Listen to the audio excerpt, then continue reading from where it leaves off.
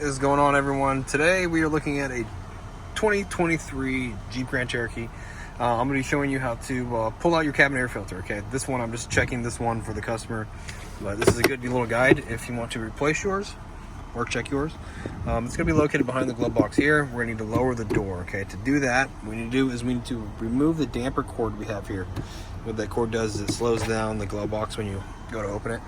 If you look here, the little tab that holds it is just slotted. So what we're going to do is we're going to grab it and we're going to move it down. Okay, when we move it down, it moves the tab down to a bigger hole where we can pull it out like that. We can just let it go. All right.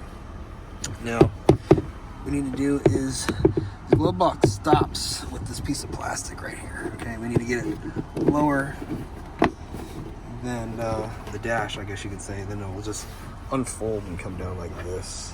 Okay.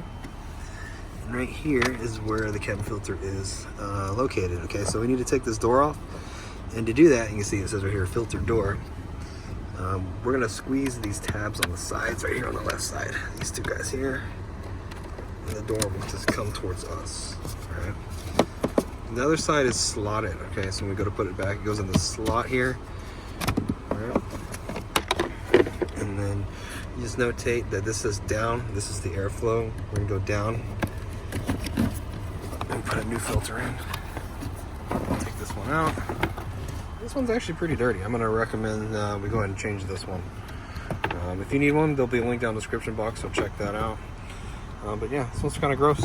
I want to show you how it goes back in. You get your new one. We'll just pretend this one's new, and slide it back in here. And get your door. The right side in first, and just snap it on. All right, to put this door back, I just want to show you something with the door here. That the hinge, okay, it's real easy for the glove box to come off the hinges. It's not really like snapped on or anything. It'll just fall right off if you let it.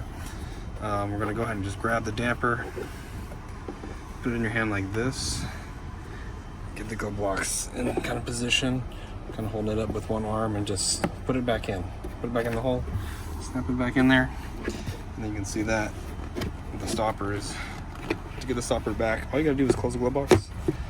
And we're all done. Well, I hope the video was helpful, and if it was, appreciate it. Drop me a like, leave me a comment. I'll see you again in another video.